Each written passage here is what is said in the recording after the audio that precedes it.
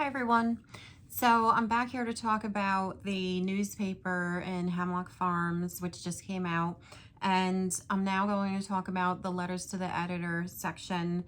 And in particular, there is a letter written by John Hannick, the board president who just resigned untimely because he was in the third year of his third term and he would have retired probably to a celebration, of major accomplishment in the proper way this July. And that didn't happen because, in my opinion, the connection to the investigation and the leadership and what decisions management and the other 7 directors made to cause him to have to step down and walk away and say, I'm not going to be part of this. So I want to analyze his letter because I found it very striking, the words that he chose. And I'm very happy that he wrote this letter. And it just reinforces what kind of person that John is, because John is all about this community. Oh, we almost lost power. Today's the windstorm, like -5-degree wind chill right now. So John is so committed to the community and he's a fighter and he put his heart and soul into this community.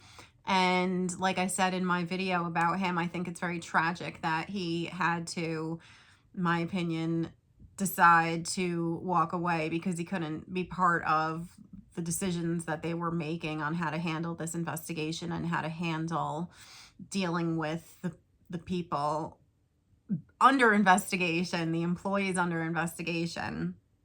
So I'm glad that he wrote this. It makes me think, it's like a maverick type of thing to do for a man to have the last word and to make it known. So I'm going to analyze this and tell me what you think. Tell me if you agree or not. I don't know John other than how I have seen him and what I have observed of him and my adversary in him. And I think this is very telling. So I wanted to read this with you and analyze it. So John wrote, I would like to express my sincere appreciation to everyone who reached out with good wishes and concerns regarding my health. Like right there. So people assumed that it had to do with his health because, yes, he might have health issues. I don't know. I can't confirm or deny that. But maybe were they just assuming because of his age or something, like that he would have health issues that would cause him to step down? I don't believe that had anything to do with it. And he confirms that in his next sentence. Let me clarify that my resignation from the board of directors was not due to health reasons. My health is well. So he says, I hate how I can see the reflection in my glasses. Sorry, guys. He says it right there. His health is well. He did not resign. So let's go from there.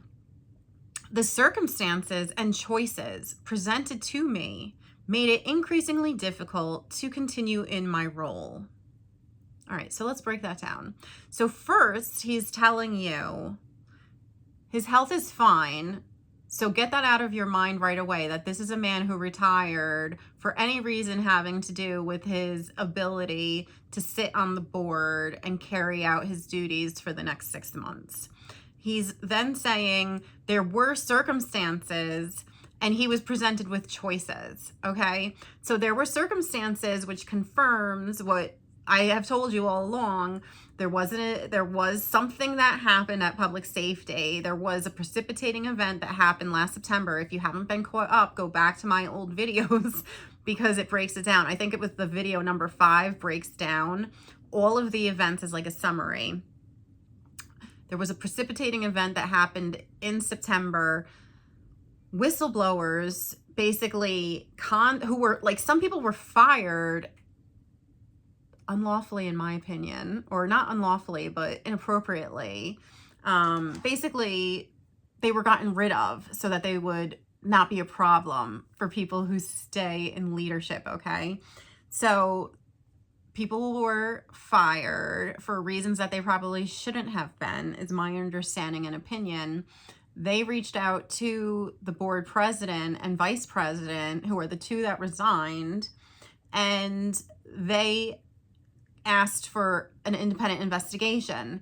So the precipitating event happened, which is what he's saying, the circumstances, and then the investigation happened. Well, it wasn't a real investigation. It was an investigation by an independent attorney for HFCA, because their goal is to protect HFCA, and the human resources attorney, because first of all, that was confirmed that by Robert Rodia at the meeting on January 24th. He said our HR attorney and our regular attorney, or whatever, are advising us that this is what we needed to do. So put it together, and John is saying the choices presented to me made it increasingly difficult to continue in my role.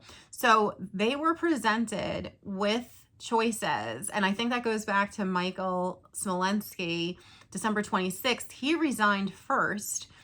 The two attorneys probably presented them with choices, and Mike Smolensky and John Hannick, in my opinion, said, I cannot stand by that in my moral integrity and character. Stand by and know that these situations have happened. I cannot, by good conscience, stay in this role. And yet you have these 7 other people that can. Like, how gross is that? How gross is that? I hope you're watching, because I think you're gross, okay? That, first of all, we don't know. And you said, we don't know because you do all these things behind closed doors and make decisions that there's no transparency. So we don't know anything. And I find it gross because I know John Hannick's character and I know Mike Smolensky's character, and their character told them to stay away. So what does that say about you? To me, it says you're gross. So John wrote, I regret, which is sad that he has to regret this. I regret that I was unable to fulfill the responsibilities you, the members, entrusted to me. By July, I would have completed 9 years of service, having held multiple officer positions and served on countless committees. Throughout my time with Hemlock, my vision has always focused on positive progress, advancing quickly but cautiously and never procrastinating. And I believe he was a good man. I dedicated a whole video to him, so if you haven't watched it, watch it.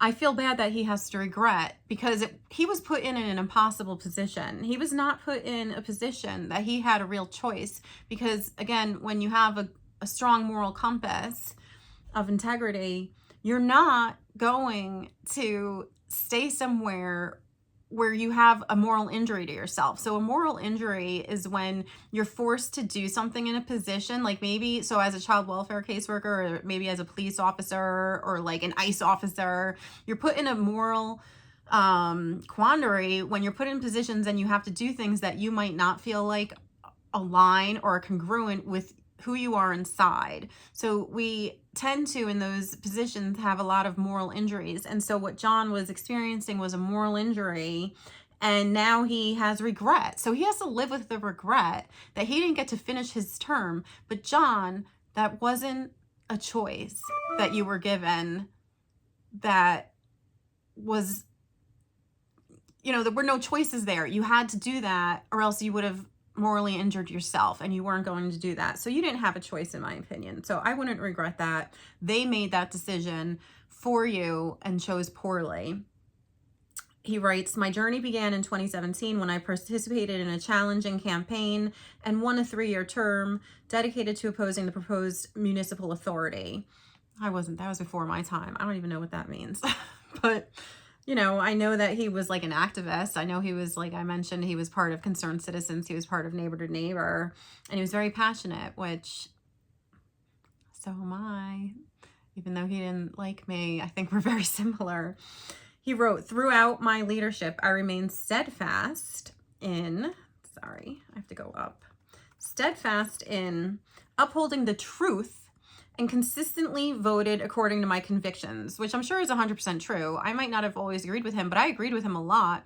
And even though people think I'm difficult, if somebody's making the right decision in my viewpoint, I acknowledge that. A lot of times in committee meetings or board meetings, I'd be like, John, sorry, I'd be like, I agree with John, because when you are an adult who can critically think and have debate, you can have healthy debate and, you know, not see what you see online where people are just tearing each other down. And that's a problem that I do have with other directors on the board that, you know, I don't, well, there's a lot that I could say there. But anyway, I digress. He did vote according to his convictions. Thank you for giving me the privilege to serve both you and our community. Although the path wasn't, always easy, it was truly rewarding every step of the way. Soon, our community will face another election with several seats to fill. This is your opportunity to make your voices heard. He's putting a call out there on you. So if you were friends with him, if you have been here for 10 or 20 or 30 years, you know him longer than me. This isn't rocket science. This man is giving you Easter eggs in here, and he is the canary in the coal mine. He is saying, shh, sorry, my dogs. He is saying, you need to make your voices heard this summer. He writes, seek candidates who possess the commitment and drive to guide our community forward, free from personal agendas. Consider that. Is he suggesting that people who are on the board have personal agendas? Think about every word that a man like him will write, because you only have 300 words to get this letter in to Connie, our editor. You have to think about every word he said. And it's interesting to me what he must think of his co-directors and their personal agendas, because he's not going to violate his code of ethics and tell us, but you have to read between the lines. So he wants us to make our voices heard. He wants us to see candidates who possess commitment and a drive to move our community forward. He writes, do not simply request honesty, but also good character, compassion, and integrity. Demand these qualities. So what is he telling us? And he put that in caps, demand. So he's saying, don't just elect anybody this July, because let's say we get 10 people. He's saying, do not request honesty, simply demand good character, compassion, and integrity. So we need people with good character. Compassion. Why does he think that that's important? Because I do think that John was more compassionate to the members' needs than some of the other directors on the board. I think one or two of the directors on the board are like antisocial sociopaths, because I don't think that they have empathy. And John has empathy, but he also had to make some important, serious decisions. And like he said, he did it and he followed his heart and his convictions. But you have to be electing people with compassion, because they're not going to care about you. And so clearly these people, in my opinion, they cared more about protecting a corporation called HFCA than holding people accountable and making sure that we have people on staff who have integrity, okay? It's just gross to me. So he's also saying demand integrity. So character, compassion, and integrity. Demand these qualities. The individuals you elect will shape the future of our community. So approach this responsibility with seriousness. Their decisions will require determination and strength. So he's telling you right there how hard it's going to be. That this is not easy. It wasn't easy for him. As the governing body of this association, the board holds significant influence, but you as members have the power to shape that body. Make use of that power. God bless you all, or God bless all, sorry. May God bless all of you, John Hannick. So he writes how truly he sees how much power that this board holds. They hold so much power. And somebody wrote in the Facebook groups, I believe it was there, that they're just a rubber stamp for the management. The management works for us. They have this all mixed up right now where the management is overlords with their staff, overlords over us. Sean, John Wormuth, and this director over public safety are like being the overlords, and these 7 directors rubber stamped this situation. And what John is saying is that they have significant influence and that we need to shape this body with 5 new directors, because if we get 5 new directors that have compassion, character, and integrity, we will have a majority in July. You know, if we seat and vote people for this new term coming up in August, we have 5 seats, and we need to do what John Hannick is calling on us to do. And I would be asking questions like I said: what happened? Why did John resign? Why did Mike resign? And why are there people still employed when they shouldn't be employed and John should be finishing out his term? So read the letter. Read all the other letters, by the way, that people wrote for John. Beautiful testimonies to John. And really think about that. And I also want this to be out there. There were at least 1, if not more, letters to the editors that were denied that had to do with the investigation. So Connie denied letters that had to do with the investigation and only put through these letters. So just remember how censored this is and how important this next election is. And stand up for John, because this was crap. That's how I'll end it. This was crap. So I hope you're doing thinking with me, because I don't want to fight this fight alone, okay? So please do this fight. Fight alongside with me. Fight alongside people like John, because that's his legacy. He was a fighter and he stood for something. And we should all be so lucky to care about something that we want to stand up for like that. So thank you.